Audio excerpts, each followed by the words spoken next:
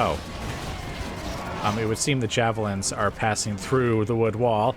Admittedly, that's not a very effective wall, if that's something that can happen.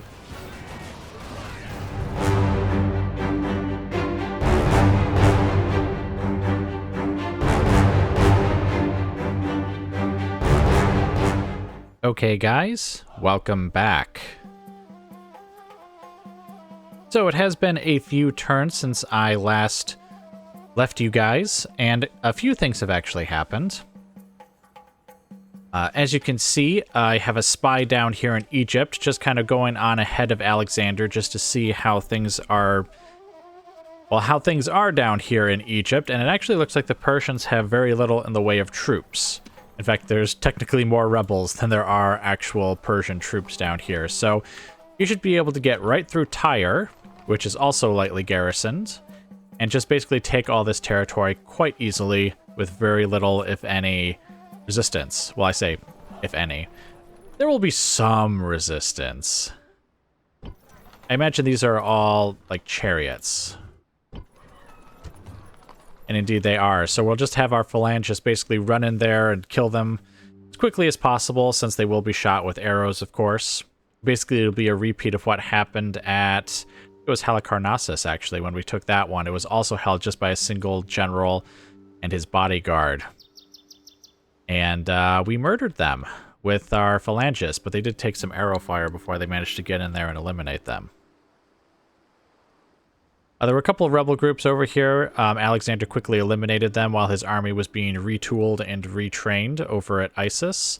We also grabbed troops from Lampsacus and Halicarnassus. You can see there's still some phalangists actually training up there. And basically, his army is almost fully replenished. We've still lost just a few archers there and a couple of phalangists there. But basically, this is kind of his... This is almost the ideal army, actually, I think, for Macedon. If we replaced the allied cavalry with companion cavalry, which we cannot yet, then I think it would be like the highest tier army we could possibly have. So Alexander's army is like the most elite, but it's probably not going to need it for at least the next few battles ahead. Here at Isis, or Issus, whatever it is, we're still training up some more allied cavalry and some archers to put in Parmenion's army. Now, to explain where Parmenion went, I think when I last left you guys, he was here at Sinope. I've basically had him run as quickly as he could to get over here to Azara. And the reason for that is because the Scythians have dumped one of their armies. Well, I guess their only real army.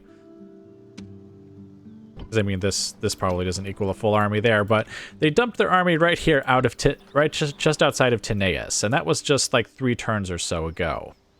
Which you can tell is because I've been training up troops to try and defend the place.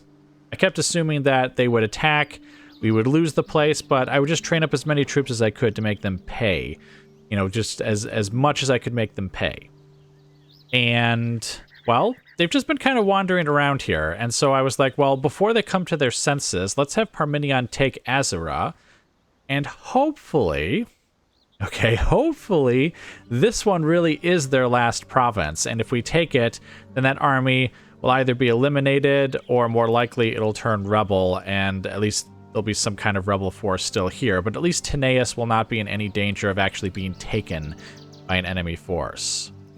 Of course, when you combine this soon-to-be rebel force with whatever rebel force is holding that watchtower, plus that rebel force there, we actually have quite a lot of rebel forces in our rear here. So I'm thinking we will train up at least a small force here at Tineus, which we've technically already started, and there'll be kind of like this anti-rebel force that can run around here and take out some of these forces. All right, and actually that's the battle we're going to fight this turn. We're going to take Sarmatia, or Azara, from the Scythians. Wait, those guys are Scythians, right? It's the same symbol as the Scythians from the base game. Okay, yes, they are Scythians. But I didn't know if maybe they were called something else. We'll have to come back to Tyre, because Alexander just started besieging it this turn, so he has to build up some equipment. Actually, I find it kind of funny. We fought our own Battle of Isis over here, but it was very different from the historical one, and I actually didn't even mention that, even though it was like one of Alexander's most famous battles. And actually, Tyre's quite a famous one, too, and it's not going to play out at all the way the actual Battle of Tyre took place. But anyway, we'll get to that when we actually get to that battle, because right now it is time to see if we can eliminate these cursed Scythians. They're really, really annoying us. Let's see, they have some slingers. They don't have any archers, at least. That's good. Oh, and yes, Parmenion's force, as you can see, we haven't managed to, like, retool it in any way. Again, I'm going to give him those allied cavalry and those archers, but they're not ready yet. So we just have some extra hoplites and some extra Hippaspis, and of course the javelin men, as he's already had in the past. So that's still his army. Oh, plus some extra generals, basically serving as the cavalry of his army. So anyway, let's get right into the battle. Okay, guys, welcome to the battle. So we've got 5 battering rams going up at various points of the wall, followed by the Hippaspis and the javelin men to basically start throwing once they get closer. I hear shots. They're probably getting hit by that tower actually over there, I would imagine. Or maybe not. I guess what I could be hearing is just the clinking of the soldiers as they kind of walk forward here. Alright, go ahead and start running.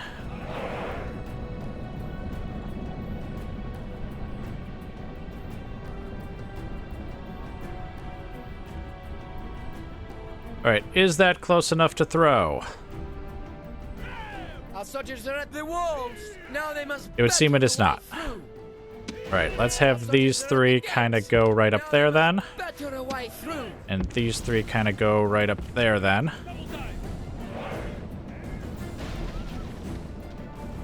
And there we have it.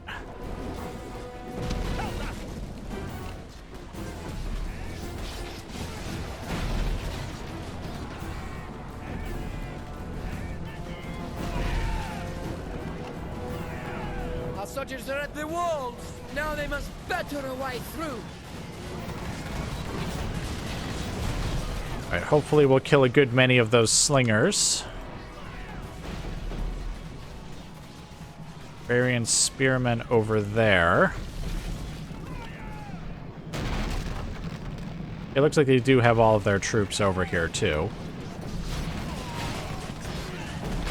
And it looks like they're running. Now the question is what to do. What are you doing? I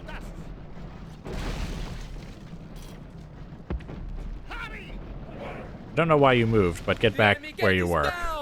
Our battering ram has done its work.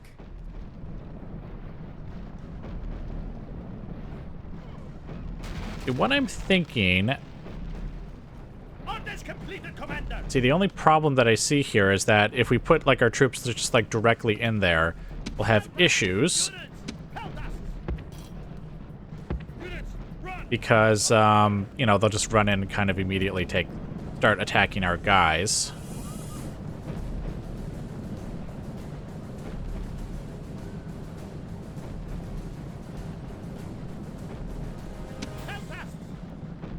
Whoa, what are you doing? Alright, looks like most of the unit is actually out of range because they have them in just such thin lines like this. So what we will do instead is... Let's have these 2 units kind of stand... Well, actually, you know what? These 2 units stand forward. Then we'll have 2 other units just kind of stand behind them. With the last unit just kind of staying right here, kind of like what they're doing now.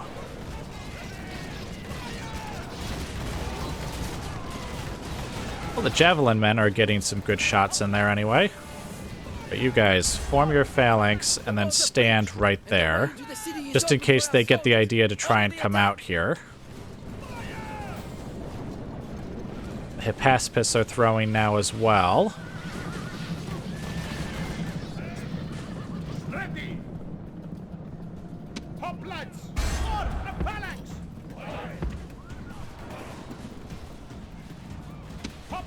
Oh, and I was going to say, I could hear what sounded like troops coming out.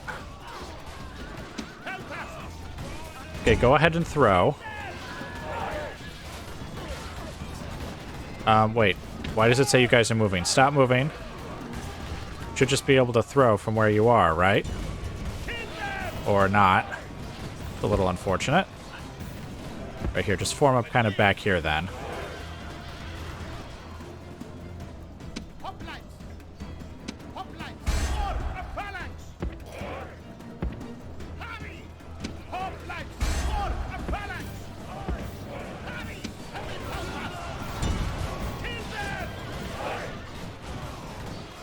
Alright, is it because they're like in loose formation or something? Is that what the problem here is? Actually, I think we could take them all out of loose formation now. Alright, now, throw spears. There we go. I guess maybe it was loose formation. See, they are engaged with our hoplites, but... Oh, and just like that, they immediately start leaving.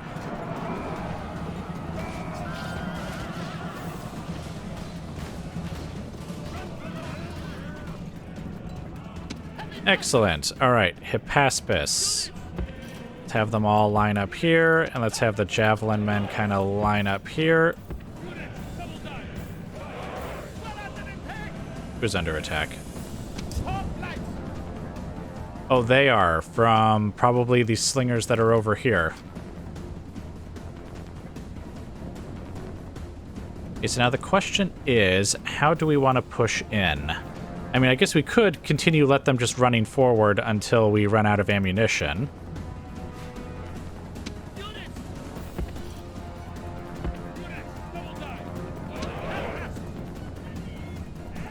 Because as you can see, they are quite nicely coming within range.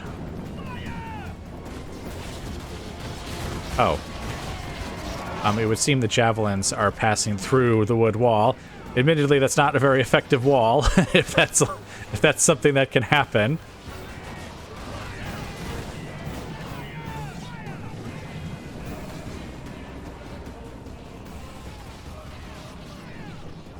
All right, let's bring up some extra hoplites, because I think what I'm going to do is we'll have this hoplite unit run in here and face this direction, while the other one, or just another one of these ones here, turns and faces this direction here.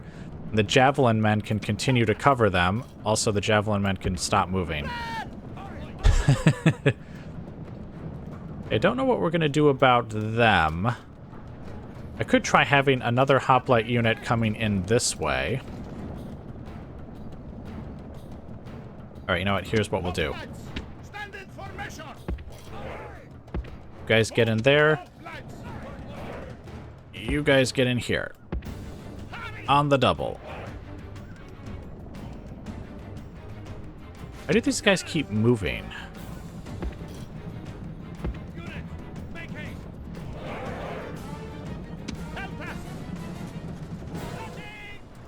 Alright, let them have it.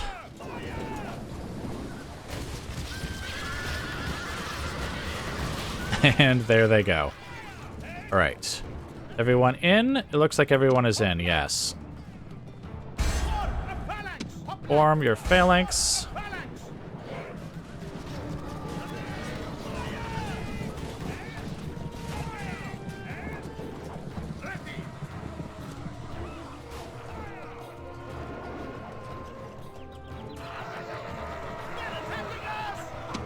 Yes, I imagine they are. Alright, so now let's have these guys go ahead and advance towards this unit here.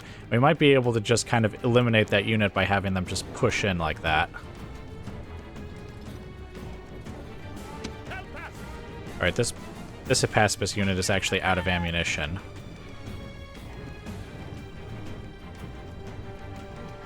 Alright, so now that we've eliminated that cavalry unit, here, let's move one of these hoplite units over here, because I think we'll do something similar, where we'll have one unit... Oh, here they come. Alright, stop where you are. And just stab to death. Okay, you guys kind of form up over here. Right now what we'll do is we'll have this unit form up over here. You get out of your phalanx and form up over here. Alright, form phalanx, then let them have it.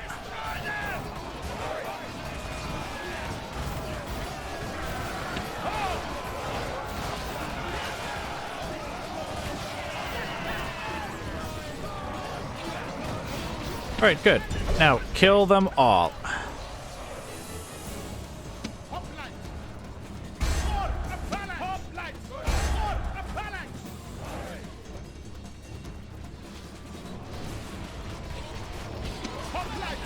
Oh, good. That should actually keep them out of our way. And yes, we are still getting hit with slingers from there. Oh, and we have slingers over there as well. All right, well, I guess it's time for us to really push in then, because otherwise we're just going to sit here and we're going to take a bunch of casualties. So get in there. All right, you guys go ahead and push on the cavalry over there. Gods! Our soldiers have done well this day. The walls are taken! All right, have we finished eliminating them yet? We're getting there. There's still a couple of them in there. All right, you guys, get in here.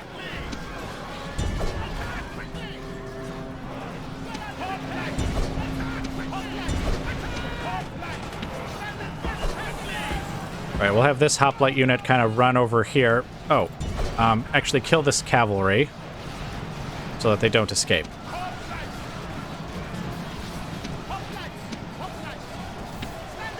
All right, you guys get over here. Let's get our general over here.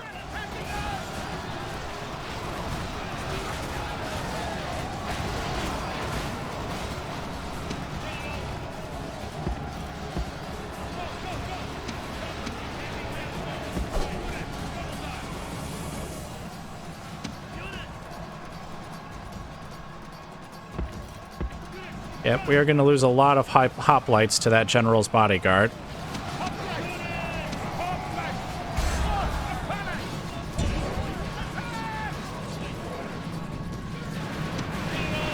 All right, general, get in there and help them out.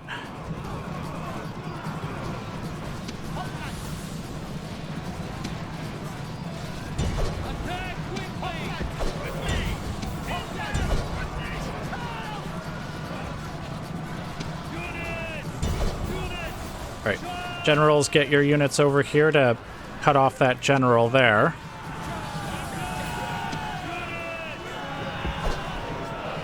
The enemy king lies dead at your feet. Now is the time to strike hard at his grieving subjects. All right, have they finally been eliminated? All right, good. Now go get them.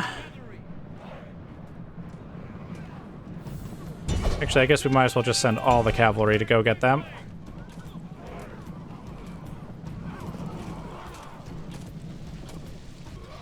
Oh. See, they moved over to the left for some reason, and I don't know why they do that.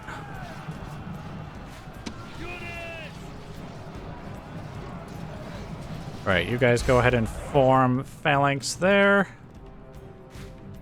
Let's see, you guys get out of your phalanx. Get over here.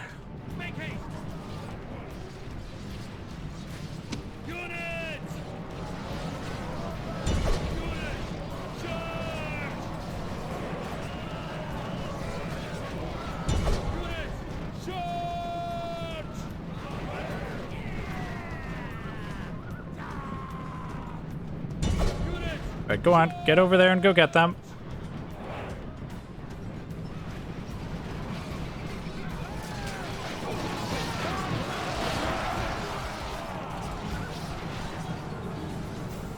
All right, they're charging right into the phalanx. That's fine.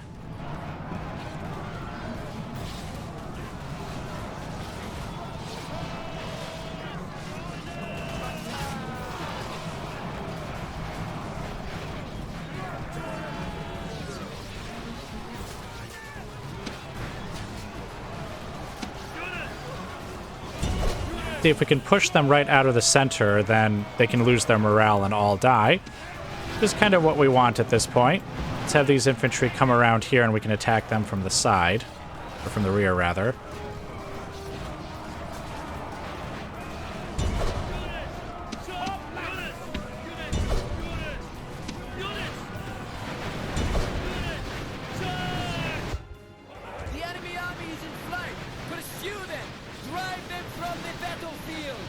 Oh, we're not driving them from the battlefield. They're all staying here. This is a victory fit for the gods, a day of triumph to mark with a song or two.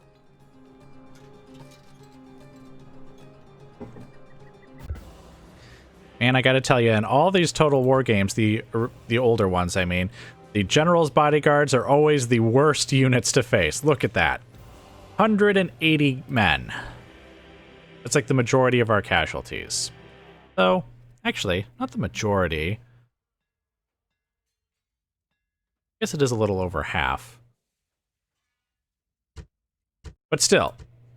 Let's see. The cavalry didn't do very well at all. There were some slingers who did very well. Actually, the slingers probably did amongst some of the best. That barbarian cavalry unit did pretty well. I bet you that was the unit that was probably over... I guess we can't really see it, but just to the right of this section of the wall over there. They were guarding that one section of wall, and I bet you they hit our hoplites pretty hard as they were trying to come up from behind them.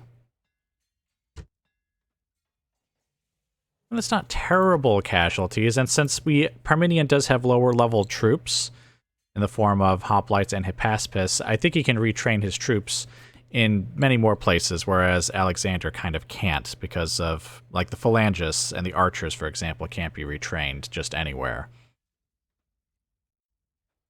All right, but anyway, let's take this back to the campaign map and let's hope and pray that this was the last of the Scythian settlements.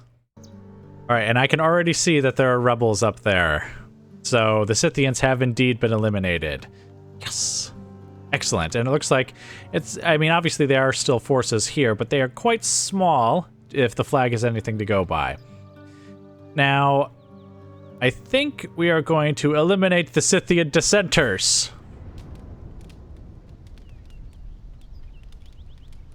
And they have indeed been laid low.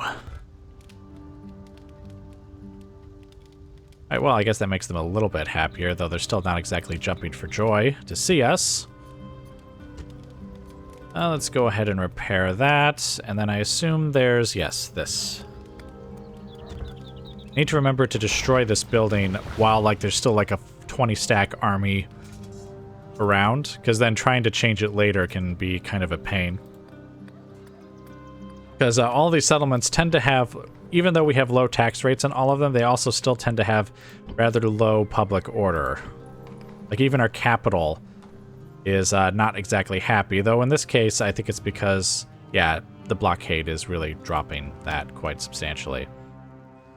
And it makes me kind of worried about trying to move the capital too, because I could move it at this point to a slightly more central location, like maybe Lampsacus or maybe Halicarnassus. But if I did, I assume Pella would be unhappy about that, and I'm not sure if Epidomnus would actually like that either. Let's see what they've got here. Oh, yay, a couple of generals' bodyguards, so I guess we should have expected that. It's going to be hard to take them out in an open field battle with just, like, you know, hoplites and Hippaspis, and not like a full army of them, just like a few units. And I guess I could train up some substantial units, but not only would that take a while, but then all that's drawing away from my money.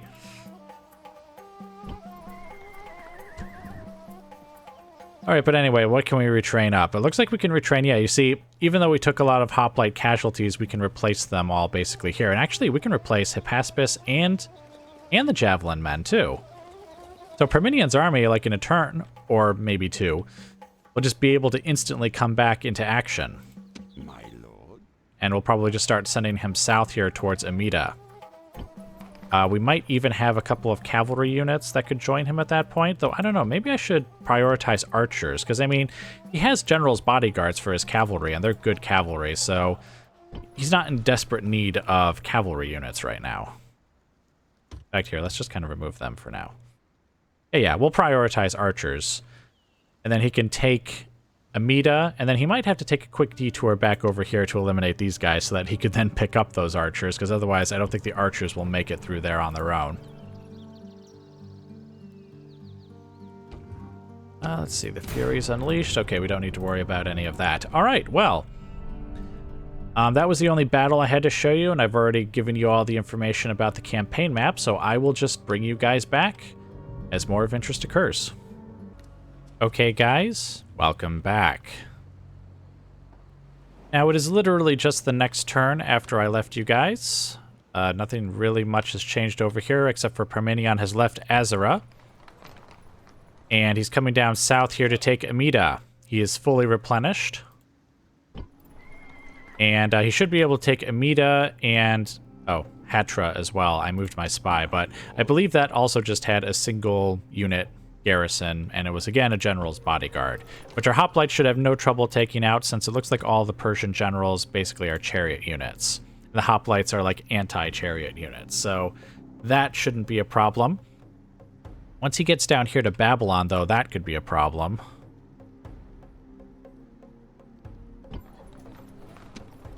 They do have substantial troops down here. I was thinking, well, first off, I want to make sure he picks up his archers after he takes Amida and Hatra. Or actually, maybe even before he takes Hatra, because I don't know if taking Hatra will, like, trigger them to, like, start coming after us. It may not. So I may just take Amida, destroy this rebel force, destroy this Persian force here, and so that he can pick up his archers and come back here to Hatra to take that. Now, there is a ford right here, so I was also thinking, if it's in range of Hatra, and assuming the Persian forces don't move up to try to, like, stop us, I wonder if I could put Parmenion on that ford, which is obviously really close to Babylon, and maybe will trigger them to come get him. And we know how well Parmenion likes fighting ford battles after, I think he fought 5 battles on this ford here in Lydia? Or no, it was 3. It wasn't 5. It was 3 here, and then there were 2 other battles fought in Lydia, but they were not at the ford, they were just in the province itself. So anyway, that's what Parmenion is up to, and obviously we already talked about how Alexander's going to take Tyre, and then come in here and take Egypt as well. And Tyre is not going to be a long battle, both because of the size of the garrison and... well, I guess what I should say is Tyre was actually quite a long siege for Alexander, in actual history, I mean. In fact, Tyre technically wasn't really on the shore per se. It was actually, I think it said it was like a mile or a kilometer or something out into the water. And so Alexander had to build like a causeway, if you will, from Old Tyre, which was strictly speaking on the land, to then get like a causeway over to the new city of Tyre, which was, I guess, on like I don't know if it was on like an island or something, but it was like a kilometer offshore. And he didn't have a navy at that point either, because he had told his navy to go home after, I can't remember what battle it was after. Anyways, he didn't think he would really need a navy, though. But he eventually got one, though, because he realized, like, because this siege took months, like building this causeway, that wasn't like a week's work or something. And, you know, the people of Tyre weren't exactly just letting him do it either. They had their ships, and they were harassing the guys who were trying to build the causeway. And so he decided he did need a navy after all, and he started traveling to try and, like, find some local ships that he could turn into a navy. And if I remember correctly, he basically got part of the Persian navy to join him. Because the Persian navy at the time, actually not unlike the actual Persian navy here in the game, was actually in Greece. They were basically trying to, like, stir up rebellion, trying to take some of the Greek islands, basically causing trouble for Alexander in the hopes that it would cause him to have to retreat and deal with them. And Memnon of Rhodes was actually in charge of that fleet for a while. I think I mentioned him in a past video. But anyway, the point is that many of these sailors, many of the ships that were in the Persian navy were actually Phoenicians, and this is basically their homeland right here. And so when they heard Alexander had basically taken their cities and was now besieging Tyre, they basically joined him. Like, they came sailing back to their homeland. And when Alexander went looking for ships, they were like, hey, we'll be your navy, which was awfully convenient for Alexander. I believe he also did get some other ships too, like I think he actually did manage to get like some ships from Greece as well, but I think the Phoenicians were like the biggest asset to him. And they basically helped him take Tyre. And I know that sounds all very well and interesting, but of course that's not what the Battle of Tyre is going to be this time. This time, it's just going to be we walk in, and our phalangists stab the chariots to death in like just a couple of minutes. So, we have our ladders so that we can take the walls, and we know the enemy won't be contesting them, so that shouldn't be a problem. And so without any further delay, let's get into the battle. Yeah, let's attack at night. Just because. Okay, guys, welcome to the battle. Now, I imagine you know how the taking of the walls went. We just put up a couple ladders in spots where it looked like the towers couldn't get to us. And now we are sending in phalangists and actually archers as well. Just because I figure we might have to trade some shots with, or not have to, but it would be good for us to trade some shots with them. In fact, I'm just going to tell my archers to fire at will. So at the moment they stop, they can go ahead and start firing.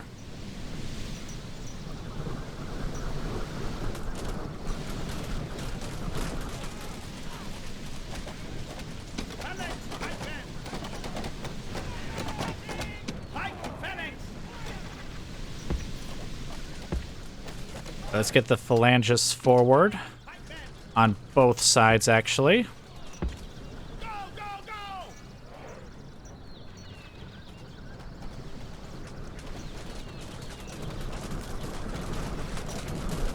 But the archers are taking out some of them, so that's good.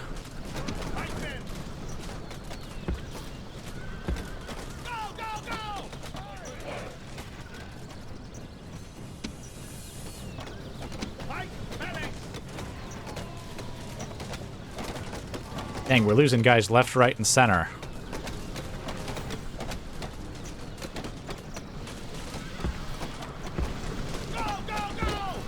Good, come on, pursue! What we'll do is we're going to have these guys just stay right here. We'll have them form a phalanx once they get over there.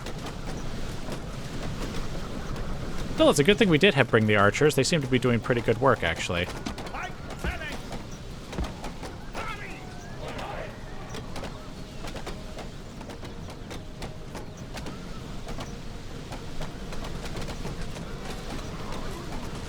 Though the chariots are getting away. Like, it's hard for us to actually catch them. Oh, in fact, we're getting close to some towers. Oh, wait, can the towers actually fire inside? I don't think they can. Right, archers. Let's get them over here.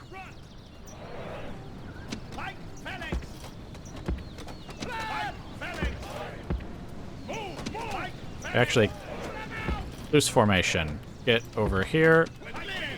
Loose formation, get over here. We're just not able to catch them, and so it's kind of pointless. Oh, are they leaving? Nope, nope, they're turning around. Coming back, all right. Get back over here. You guys get out of your loose formation and form up behind them. Oh, shoot. All right. Spears.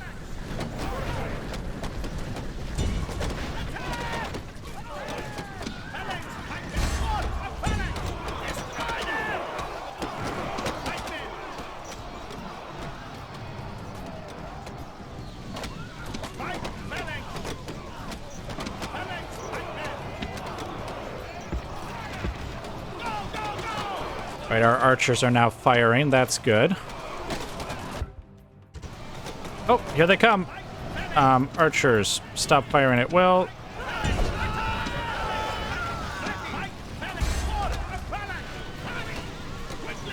Oh, there we go. A day of triumph to mark with a song or two. And even trying to, like, get close to them is difficult with these phalanx units. Or phalangists, I should say. Right, I think we all know how this went.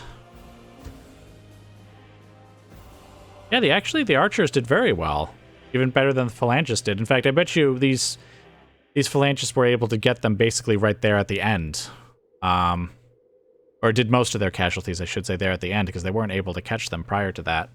We'll have to remember that. Archers definitely need to come in with the phalanges just to make sure that we can catch these chariot-driving generals. Right, but back to the campaign map. Okay, with a 20-stack army in there, they are still unhappy with... Well, not unhappy, but just barely happy. So, the dissenters must go! And now look how much happier they are. Yes, we've got generals here, we've got generals there. Oh, archers. I don't have archers to send into this settlement here. Well, I mean, we do have Hippaspis, we have javelin men, which technically get bonuses, actually, against chariots, but I don't know, that seems like extremely dangerous, because, like, yeah, they can throw their spears and kill a bunch of chariots, but the chariots running, or, you know, galloping at full speed would just run right through them. So it's like a last act of defiance. We'll get one throw off, and then the chariots will kill us. I mean, unless there are hoplites standing in front of them, of course, which maybe that's what we'll try and do here at Amida. And we'll probably try and use the Hippaspis, because I imagine they are the more likely ones who can actually be retrained here at a large town, whereas I think... Wait, can javelin men be trained up at a large town?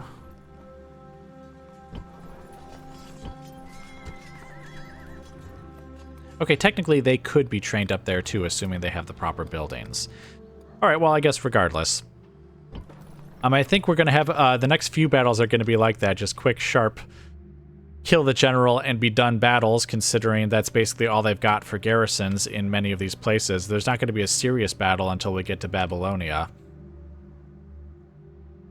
Alright, but anyway, that's going to be it for now. The Battle of Tyre, again, did not exactly go as it did in actual history. It was definitely far easier than that. No causeways needed.